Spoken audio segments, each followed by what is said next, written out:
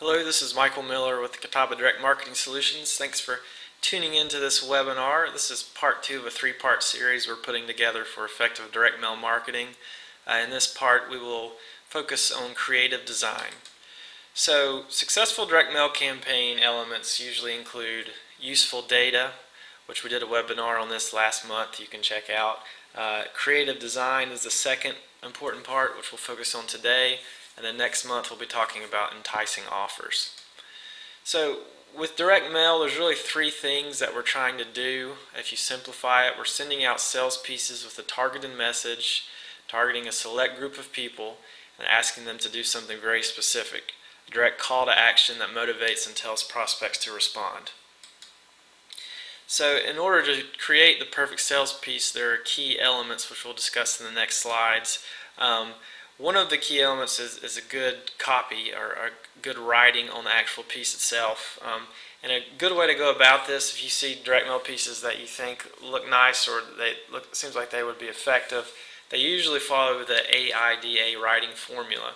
And what you're trying to do with this is gain attention. The first part of the acronym here is gain attention with the headline or graphic element. So as soon as the person sees the piece, direct mail piece, they see the headline and their attention is gained right away.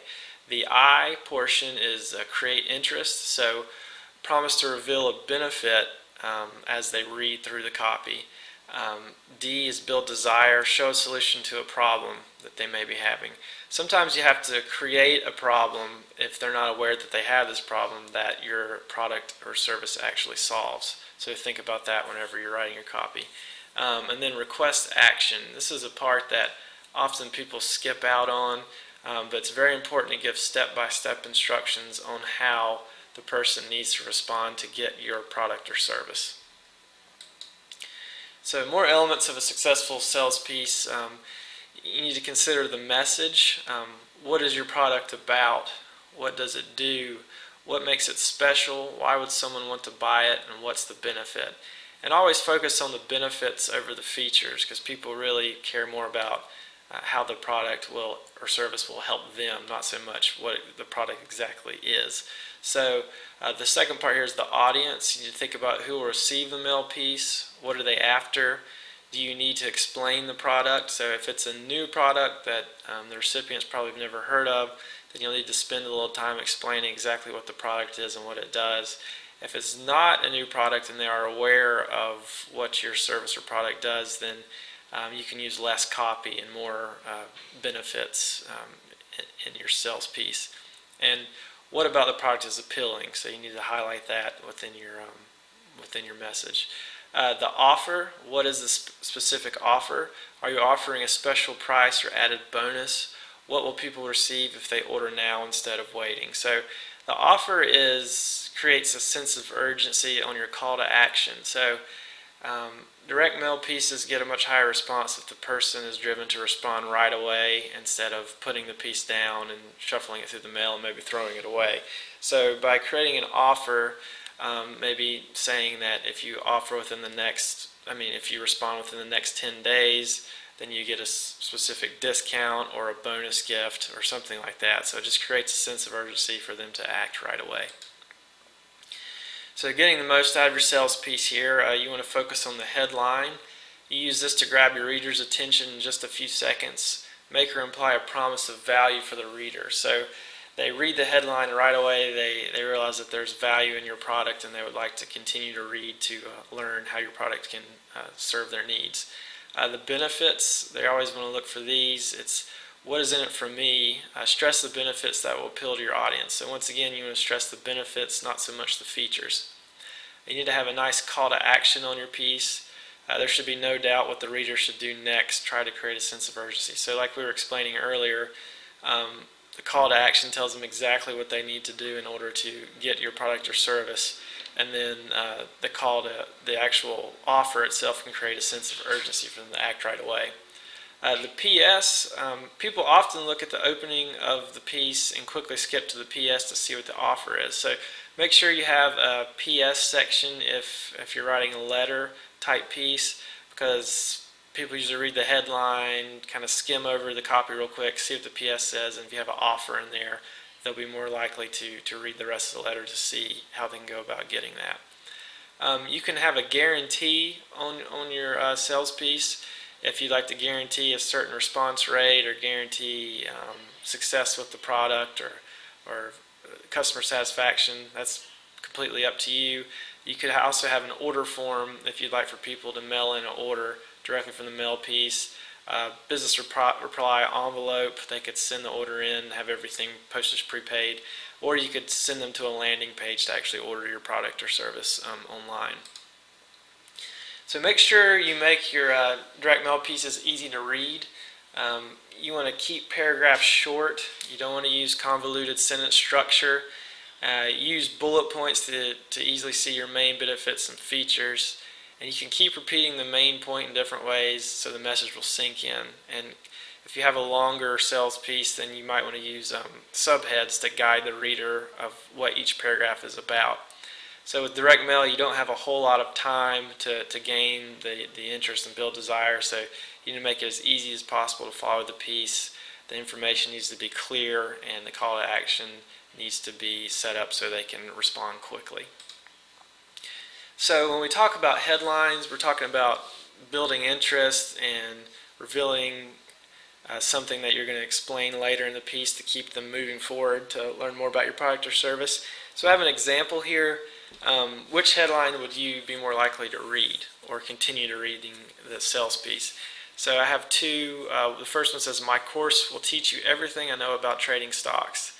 This doesn't really intrigue you very much. You don't know how much this person would know about trading stocks.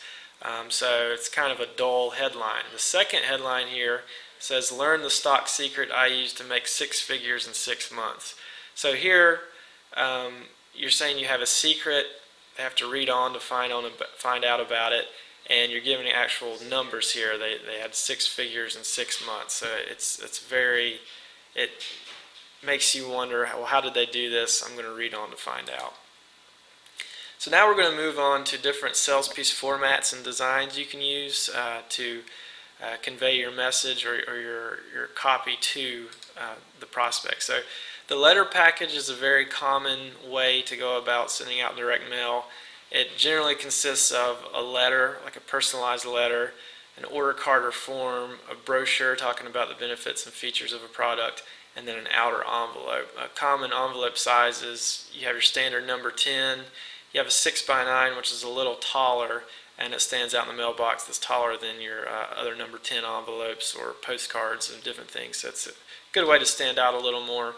And then you can send a 9x12 as well. This is a larger envelope. It has a higher postage rate, but it will definitely be noticed in the mailbox. The self-mailer is a different type of package you can use for your direct mail pieces. It's a piece of mail that's not enclosed in an envelope. So self-mailers can be 8.5 by 11, that's either tri-folded or half-folded, and then tabbed in order to meet postal regulations. They can see the copy on the outside of the piece and open it up to read more. You could have a Slim Jim booklet. It's a 6x10, a long, thin booklet that has many pages as you'd like.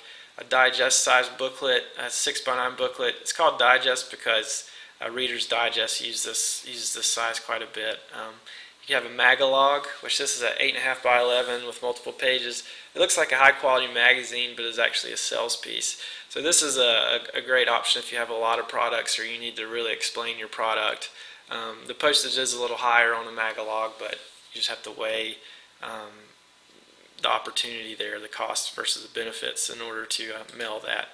The postcard is a great way to mail. It's cost effective if the sales copy is seen right away when they open the mailbox, and the prospect can read the headline and see an offer at a glance. It's very quick, so if you have a simple product that you're selling, we usually recommend postcards, and you can do a 4x6 postcard. A 6x9 is a good sized postcard that we mail a lot of. It stands out in the mailbox. 6x11 is a little larger, but staying in the letter size postage rates, and then 8.5 by 11 is a flat size piece, which really stands out, but the postage is a little higher, and we'll go into more about the postage later. You can also do dimensional mail. Dimensional mail usually consists of padded envelopes or various box sizes. It's great if you're looking for a high response from about 500 to 1,000 people, and you only want to use this type of mail if you're closing deals that have high value. So this is a much more expensive way to mail, but it makes a big impression whenever the mail is delivered. The recipients will look at this and they will read the contents, so you just need to make sure you have a very pre-qualified list that you think people are going to respond to, or people that would do business with you for a high dollar amount. So you can see in the bottom left corner here we have a padded envelope with a full color label with address merged, so these would be sent out to prospects. And then in the bottom right corner we have a small box with a label, merged address, and we sent out a personalized Hershey chocolate bar and a small half-folded postcard for more information. So how do these different formats affect postage rates? You can see here in this simple graph for pieces that are 3.3 ounces or less, letter rate, you can have a maximum size of 6 1/8 by 11 1/2, so it's a pretty large postcard, minimum size of 3 1/2 by 5. For flat rate postage, you can have a minimum size of 6 1/8 by 11 1/2 based on where the address is oriented on the piece, up to a 12 by 15. And then you can also do box mailers or those bubble mailers, and they have to be at least 3 inches high by 6 by 1/4. So you can see down here in this graph I've set up letter size pieces are definitely the cheapest way to go. It's about 30 cents a piece at most for standard postage. Flat pieces, so they're the larger size, above 6 1/8 by 11 1/2 up to 12 by 15, they're about close to 60 cents a piece, no more than that for standard postage. And then the parcel size, the box mailers or the padded envelopes, are all the way up to over $1.40, or about $1.40. So you just need to weigh how much the impact of the piece will be. Does it really need to be a letter size, a flat size, or a parcel size? Measure your results and see which option works best for you. I would definitely recommend working with Catawba Direct when you're planning the creative side of your next direct mail campaign. We're up to date with postal regulations. We work with the post office every day. We get the lowest possible postage rates, so we can prepare, sort, and ship your mail for the lowest possible postage rates. And we can offer advice when you're in the creating stage of your project to let you know if we think you should go with a postcard, a self-mailer, or some type of three-dimensional package that will bring different response rates, different costs, and how you should set up the design in order to meet postal regulations.